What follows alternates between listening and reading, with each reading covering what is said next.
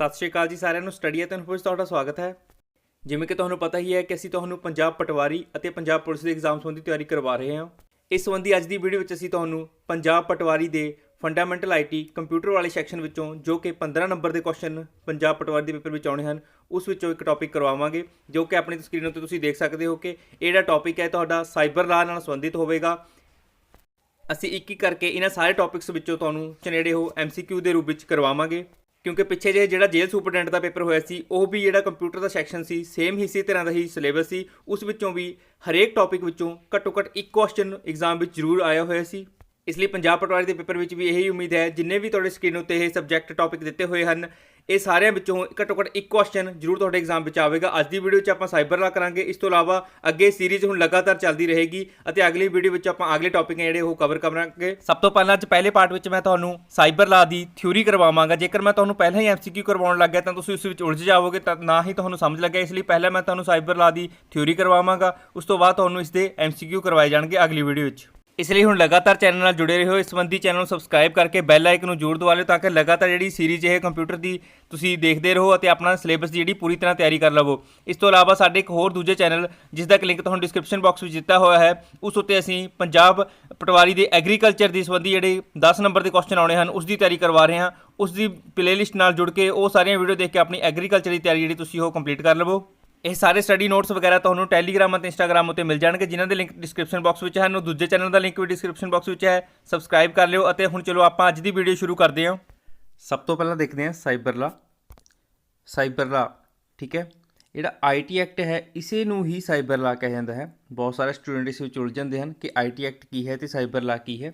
ਦੋਨੋਂ ਇੱਕੋ ਸੇਮ ਹੀ ਹਨ। IT ਐਕਟ ਨੂੰ ਹੀ ਸਾਈਬਰ ਲਾਅ ਕਹਿੰਦੇ ਹਨ। ਠੀਕ ਹੈ, ਅਗਲਾ ਆਪਣੇ ਕੋਲ ਇਹ ਜਿਹੜਾ ਪ੍ਰਾਇਮਰੀ ਐਕਟ ਹੈ ਇੰਡੀਆ ਵਿੱਚ ਜਿਹੜਾ ਡੀਲ ਕਰਦਾ ਹੈ ਇਲੈਕਟ੍ਰੋਨਿਕ ਐਂਡ ਕਮਿਊਨੀਕੇਸ਼ਨ, ਜਿੰਨਾ ਵੀ ਕ੍ਰਾਈਮ ਹੁੰਦਾ ਹੈ ਉਸ ਨੂੰ ਜਿਹੜਾ ਡੀਲ ਕਰਨ ਦੇ ਲਈ ਇਹੀ ਐਕਟ ਆਪਣੇ ਕੋਲ IT ਐਂਡ ਸਾਈਬਰ ਲਾਅ। ਠੀਕ ਹੈ, ਮਤਲਬ ਕੋਈ ਵੀ ਹੈਕਿੰਗ ਵਗੈਰਾ, ਜੋ ਕੋਈ ਵੀ ਕੰਪਿਊਟਰ ਨਾਲ ਛੇੜਖਾਨੀ ਹੁੰਦੀ ਹੈ ਇੰਟਰਨੈਟ ਉੱਤੇ, ਉਹ ਸਾਰੇ ਨੂੰ ਡੀਲ ਕਰਨ ਦੇ ਲਈ ਇਹ ਆਪਣੇ ਕੋਲ ਇੱਕ ਹੀ ਪ੍ਰਾਇਮਰੀ ਲਾਅ ਹੈ, ਜਿਹਦੇ ਆਧਾਰ ਉੱਤੇ ਕ੍ਰਿਮੀਨਲਾਂ ਨੂੰ ਸਜ਼ਾ ਦਿੱਤੀ ਜਾਂਦੀ ਹੈ। ਠੀਕ ਹੈ, ਅਗਲਾ ਆਪਣੇ ਕੋਲ ਇਹ ਕਦੋਂ ਸ਼ੁਰੂ ਹੋਇਆ? ਸਾਈਬਰ ਲਾਅ ਐਕਟ ਜਿਹੜਾ ਇਹ 17 ਅਕਤੂਬਰ 2020 ਨੂੰ ਸ਼ੁਰੂ ਹੋਇਆ। ਇਹ ਜਿੰਨੀਆਂ ਵੀ ਲਾਈਨਾਂ ਤੁਸੀਂ ਦੇਖ ਰਹੇ ਹੋ ਨਾ, ਇਹ ਇਕੱਲਾ ਇੱਕ ਹੀ ਕੁਐਸਚਨ ਬਣਦਾ ਹੈ, ਕਿਉਂਕਿ ਡਾਇਰੈਕਟ ਹੀ ਪੁੱਛ ਲਿਆ ਜਾਂਦਾ ਕਿ ਸਾਈਬਰ ਲਾਅ ਕਦੋਂ ਸ਼ੁਰੂ ਹੋਇਆ। ਇਹਦੀ ਜਿਹੜੀ ਡੇਟ ਸੀ 17 ਅਕਤੂਬਰ 2020 ਸੀ। ਇਹ ਸਾਰੇ ਕੁਐਸਚਨ ਜਿਹੜੇ ਇਕੱਲੇ ਪੁੱਛ ਲਏ ਨੇ।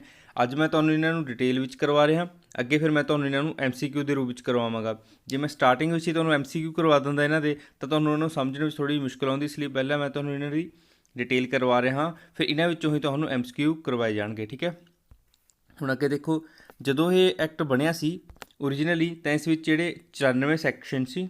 ਠੀਕ ਹੈ, 13 ਚੈਪਟਰ ਸੀ ਅਤੇ 4 ਸ਼ਡਿਊਲ ਸੀ। ਜਿਹੜੇ 4 ਸ਼ਡਿਊਲ ਸੀ ਇਹਨਾਂ ਵਿੱਚੋਂ ਲਾਸਟ 2 ਸ਼ਡਿਊਲ ਹੁਣ ਖਤਮ ਹੋ ਚੁੱਕੇ ਹੈ, ਪਰ ਜੇ ਆਪਾਂ ਨੂੰ ਕੁਐਸਚਨ ਆਵੇ ਕਿ ਕਿੰਨੇ ਸ਼ਡਿਊਲ ਸੀ ਤਾਂ ਆਪਾਂ 4 ਹੀ ਦੇਵਾਂਗੇ, ਕਿਉਂਕਿ ਓਰੀਜਨਲੀ ਇਸ ਵਿੱਚ 4 ਸ਼ਡਿਊਲ ਸੀ। ਠੀਕ ਹੈ, ਹੁਣ ਸਿਰਫ 2 ਸ਼ਡਿਊਲ ਹਨ, ਪਹਿਲਾ ਅਤੇ ਦੂਜਾ। ਅਤੇ ਓਰੀਜਨਲੀ ਇਸ ਵਿੱਚ ਸੈਕਸ਼ਨ ਸੀ 94 ਅਤੇ ਚੈਪਟਰ ਸੀ 13। ਠੀਕ ਹੈ, ਇਸ ਤੋਂ ਬਾਅਦ ਇਸ ਵਿੱਚ ਜਿਹੜੀ ਮੇਜਰ ਅਮੈਂਡਮੈਂਟ ਕਦੋਂ ਹੋਈ ਸੀ, ਇਹ ਆ ਜਾਂਦਾ ਕਿ ਇਸ ਵਿੱਚ ਮੇਜਰ ਅਮੈਂਡਮੈਂਟ ਕਦੋਂ ਹੋਈ ਸੀ। ਨੈਕਸਟ ਇਸ ਵਿੱਚ major amendment IT act amendment ਜਿਹੜੀ 2008 ਦੇ ਵਿੱਚ ਹੋਈ ਸੀ। ਠੀਕ ਹੈ, ਇਸ ਦੇ ਕੁਝ ਮੇਨ ਪੁਆਇੰਟ ਨੇ ਜਿਨ੍ਹਾਂ 'ਚ ਸਿੱਧੇ ਹੀ ਕੁਐਸਚਨ ਆ ਜਾਂਦੇ, ਕਿਉਂਕਿ ਆਪਣੇ ਪੇਪਰ ਵਿੱਚ ਜ਼ਿਆਦਾਤਰ ਡੀਪ ਕੁਐਸਚਨ ਨਹੀਂ ਆਉਣਗੇ, ਇੱਦਾਂ ਸਿੱਧੇ ਹੀ ਕੁਐਸਚਨ ਜਿਹੜੇ ਆਉਣਗੇ। ਠੀਕ ਹੈ, ਅੱਗੇ ਦੇਖੋ, ਆਪਾਂ ਕੁਝ ਥੋੜ੍ਹੀ ਜਿਹੀ ਹਿਸਟਰੀ ਦੇਖ ਲੈਂਦੇ ਇਸ ਬਿੱਲ ਦੀ। ਜਦੋਂ ਬਣਿਆ ਸੀ ਇਹ ਜਿਹੜਾ ਬਿੱਲ ਤਾਂ IT ਐਕਟ ਦਾ, ਇਹ 2000 ਦੇ ਬਜਟ ਸੈਸ਼ਨ ਵਿੱਚ ਪਾਸ ਹੋਇਆ ਸੀ, ਤਾਂ ਹੀ ਇਸ ਨੂੰ IT ਐਕਟ 2000 ਬੋਲਿਆ ਜਾਂਦਾ ਹੈ। 2000 ਵਿੱਚ ਹੀ ਇਹ ਜਿਹੜਾ ਪਾਸ ਹੋਇਆ ਸੀ। ਅਤੇ ਰਾਸ਼ਟਰਪਤੀ ਜਿਹੜੇ ਸਨ, ਇਸ ਇਹ ਵੀ ਕੁਐਸਚਨ ਬਣ ਸਕਦਾ ਇਸ ਉੱਤੇ, ਕਿਹੜੇ ਰਾਸ਼ਟਰਪਤੀ ਨੇ ਇਸ ਉੱਤੇ ਸਾਈਨ ਕੀਤੇ ਸਨ? KR ਨਰੈਣ। ਠੀਕ ਹੈ, KR ਨਰੈਣ ਸੀ ਰਾਸ਼ਟਰਪਤੀ, ਅਤੇ 9 ਮਈ 2020 ਨੂੰ ਇਸ ਉੱਤੇ ਸਾਈਨ ਕੀਤੇ ਸਨ। ਠੀਕ ਹੈ, ਇਸ ਬਿੱਲ ਨੂੰ ਫਾਈਨਲ ਰੂਪ ਕਦੋਂ ਮਿਲਿਆ? ਫਾਈਨਲ ਰੂਪ ਉਸ ਸਮੇਂ ਦੇ ਮਿਨਿਸਟਰੀ ਆਫ ਇਨਫੋਰਮੇਸ਼ਨ ਟੈਕਨੋਲੋਜੀ ਜਿਹੜੇ ਮਿਨਿਸਟਰ ਸਨ, ਉਹਨਾਂ ਨੇ ਪ੍ਰਮੋਦ ਮਹਾਜਨ ਸਨ। ਠੀਕ ਹੈ, ਉਹਨਾਂ ਨੇ ਜਿਹੜਾ ਇਹ ਬਿੱਲ ਪਾਸ ਕਰਵਾਇਆ ਸੀ। ਪ੍ਰਮੋਦ ਮਹਾਜਨ ਇਹ ਬਿੱਲ ਲੈ ਕੇ ਆਏ ਸਨ, ਮਿਨਿਸਟਰੀ ਆਫ ਇਨਫੋਰਮੇਸ਼ਨ ਟੈਕਨੋਲੋਜੀ ਸਨ ਉਸ ਟਾਈਮ ਦੇ, ਯਾਦ ਰੱਖਿਓ, ਇਹ ਵੀ ਇੰਪੋਰਟੈਂਟ ਹੈ। ਅੱਗੇ ਹੁਣ ਦੇਖਦੇ ਆਪਾਂ ਸਾਈਬਰ ਕ੍ਰਾਈਮ ਇਹ ਕੀ ਹੁੰਦਾ ਹੈ। ਇਹ ਕੁਛ ਕੁ ਟਰਮਾਂ ਜਿਹੜੀਆਂ ਬਹੁਤ ਜ਼ਰੂਰੀ ਹੈ, ਡਾਇਰੈਕਟ ਹੀ ਆ ਜਾਂਦੀਆਂ, ਤੁਹਾਨੂੰ ਸਮਝਣਾ ਜ਼ਰੂਰੀ ਹੈ ਇਹਨਾਂ ਨੂੰ। ਸਭ ਤੋਂ ਪਹਿਲਾਂ ਦੇਖੋ ਸਾਈਬਰ ਕ੍ਰਾਈਮ ਕੀ ਹੁੰਦਾ ਹੈ। ਸਾਈਬਰ ਕ੍ਰਾਈਮ ਹੈ ਜਿਹੜਾ ਉਹ ਕ੍ਰਿਮੀਨਲ ਐਕਟੀਵਿਟੀ ਹੈ ਕੋਈ ਵੀ ਜਿਹੜੀ ਕਿ ਕੰਪਿਊਟਰ ਔਰ ਇੰਟਰਨੈਟ ਉੱਤੇ ਕੀਤੀ ਜਾਂਦੀ ਹੈ ਕੋਈ ਵੀ ਕ੍ਰਿਮੀਨਲ ਐਕਟੀਵਿਟੀ, ਉਸਨੂੰ ਸਾਈਬਰ ਕ੍ਰਾਈਮ ਕਿਹਾ ਜਾਂਦਾ ਹੈ। ਠੀਕ ਹੈ, ਮੈਂ ਪੰਜਾਬੀ ਵਿੱਚ ਦੱਸ ਰਿਹਾ, ਜਿਹੜੇ ਇੰਗਲਿਸ਼ ਵਿੱਚ ਸਮਝ ਸਕਦੇ ਹੋ ਖੁਦ ਪੜ੍ਹ ਦਿਓ ਇਸਨੂੰ। ਠੀਕ ਹੈ, ਕਿਉਂਕਿ ਜ਼ਿਆਦਾਤਰ ਕੈਂਡੀਡੇਟ ਜਿਹੜੇ ਅਜਿਹੇ ਹੋਣਗੇ ਜਿਨ੍ਹਾਂ ਨੂੰ ਪੰਜਾਬੀ ਵਿੱਚ ਹੀ ਠੀਕ ਲੱਗੇਗਾ। ਈ ਕਮਰਸ ਕੀ ਹੁੰਦਾ ਹੈ ਇਹ ਵੀ ਤੁਹਾਨੂੰ ਪਤਾ ਹੀ ਹੈ। ਇਹ buying and selling goods and service over electronic network on internet. ਮਤਲਬ ਜੇਕਰ ਕੋਈ ਵੀ ਤੁਸੀਂ ਜਿਹੜੀ ਚੀਜ਼ ਇੰਟਰਨੈਟ ਉੱਤੇ ਇਲੈਕਟ੍ਰੋਨਿਕ ਦੇ ਰੂਪ ਵਿੱਚ ਜਿਹੜੀ ਬਾਏ ਕਰਦੇ ਹੋ, ਉਹ ਸਾਰੀਆਂ ਈ ਕਮਰਸ ਵਿੱਚ ਆ ਜਾਂਦੀਆਂ ਹਨ। ਠੀਕ ਹੈ, ਅੱਗੇ ਆਪਣੇ ਕੋਲ ਹੈ ਇਲੈਕਟ੍ਰੋਨਿਕ ਰਿਕਾਰਡ ਕੀ ਹੁੰਦਾ ਹੈ? ਹੁਣ ਜਿਹੜੀ ਵੀ ਇਨਫੋਰਮੇਸ਼ਨ ਕੈਪਚਰਡ ਕੋਈ ਹੋਈ ਵੀ ਇਲੈਕਟ੍ਰੋਨਿਕ ਮੀਡੀਆ ਵਿੱਚ, ਜਿਵੇਂ ਕੋਈ ਸੌਫਟ ਕਾਪੀ ਹੋ ਗਈ, ਇਮੇਜ ਹੋ ਗਈ, ਪੈਨ ਡਰਾਈਵ ਵਿੱਚ ਕੋਈ ਮਟੀਰੀਅਲ ਹੋ ਗਿਆ, ਮੇਲਸ ਵਗੈਰਾ, ਇਹ ਸਾਰੀਆਂ ਮਸ਼ੀਨ ਰੀਡੇਬਲ ਫਾਰਮ ਹੁੰਦੀਆਂ ਜਿੰਨੀਆਂ, ਇਹਨਾਂ ਸਾਰੀਆਂ ਨੂੰ ਇਲੈਕਟ੍ਰੋਨਿਕ ਰਿਕਾਰਡ ਕਿਹਾ ਜਾਂਦਾ ਹੈ। ਠੀਕ ਹੈ, ਅਗਲਾ ਆਪਣੇ ਕੋਲ ਡਿਜੀਟਲ ਸਿਗਨੇਚਰ ਕੀ ਹੁੰਦਾ ਹੈ? ਡਿਜੀਟਲ ਸਿਗਨੇਚਰ ਜਿਹੜਾ ਹੈ ਇੱਕ way to ensure that an electronic document is authentic. ਮਤਲਬ ਕਿਸੇ ਵਿਅਕਤੀ ਨੇ ਮਤਲਬ ਕਿ ਅਥੈਂਟਿਕ ਕਰਨਾ ਕਿਸੇ ਚੀਜ਼ ਨੂੰ ਕਿ ਇਹ ਮੇਰੀ ਹੈ ਅਤੇ ਮੇਰਾ ਹੀ ਇਸ ਉੱਤੇ ਅਧਿਕਾਰ ਹੈ ਅਤੇ ਮੈਂ ਹੀ ਇਸ ਲਈ ਜ਼ਿੰਮੇਵਾਰ ਹਾਂ। ਜੋ ਵੀ ਜਿਵੇਂ ਆਪਾਂ ਡਾਕੂਮੈਂਟ ਦੇ ਹੇਠਾਂ ਸਾਈਨ ਕਰਦੇ ਹਾਂ ਕਿਤੇ, ਇਹ ਉਸੇ ਤਰ੍ਹਾਂ ਹੀ ਸਾਈਨ ਹੁੰਦਾ, ਪਰ ਇਹ ਡਿਜੀਟਲ ਦੇ ਰੂਪ ਵਿੱਚ ਹੁੰਦਾ ਹੈ ਅਤੇ ਇਹ ਇਨਕ੍ਰਿਪਟਡ ਹੁੰਦਾ ਹੈ। ਠੀਕ ਹੈ, ਇਸ ਨੂੰ ਕੋਈ ਚੇਂਜ ਨਹੀਂ ਕਰ ਸਕਦਾ। ਅੱਗੇ ਅਥੈਂਟਿਕ ਕੀ ਹੁੰਦਾ ਹੈ? You know how who created the documents. ਮੈਂ ਤੁਹਾਨੂੰ ਪਤਾ ਹੋਣਾ ਚਾਹੀਦਾ ਕਿਸ ਨੇ ਡਾਕੂਮੈਂਟ ਕ੍ਰੀਏਟ ਕਰਿਆ ਹੈ। And that is not be and altered in any way, ਜਿਸ ਵਿੱਚ ਕਿਸੇ ਵੀ ਤਰ੍ਹਾਂ ਨਾਲ ਕੋਈ ਤਬਦੀਲੀ ਨਾ ਕੀਤੀ ਜਾ ਸਕੇ, ਉਸ ਚੀਜ਼ ਨੂੰ ਅਥੈਂਟਿਕ ਕਿਹਾ ਜਾਂਦਾ ਹੈ। ਠੀਕ ਹੈ,